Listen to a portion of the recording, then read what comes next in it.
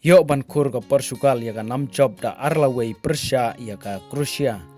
Ha ka round of 32 ha Toronto Stadium. Bad ka negalapan kemen siga day ya ka Portugal. Ha ka bakin sayo ban rakeru ya ka lengku sngiyap. Jong u Diogo Jota u player u balaklat no jong ka Portugal.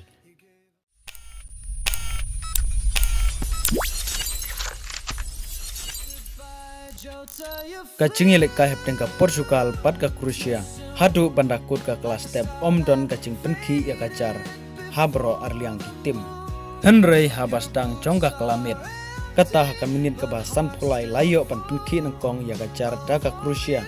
Lengba u perisik. Pat haka minit kebahan ribu pral layo pan penpai kela daga Portugal. Lengba ka penalti bala shoot do Cristiano Ronaldo.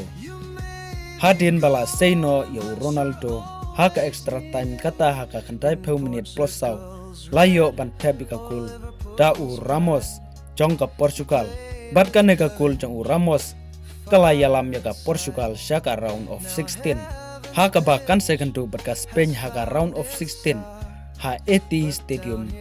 Ha Arlington, Texas. Haka sinengkong kata haka Riuterik jong u penai Julai.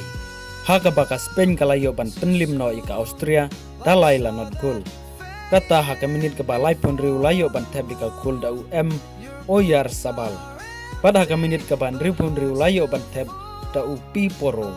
Pada haka minit ke ba prap kontai layo ban thep biang da UM Oyar Sabal. Haka round of 16 ka Portugal kan second to berkat Spain ke United States berkat Belgium ke Argentina laneka Cabo Verde, kin saya kentu pat ke Australia laneka Egypt, ke Switzerland laneka Algeria, kin saya kentu pat ke Colombia laneka Ghana.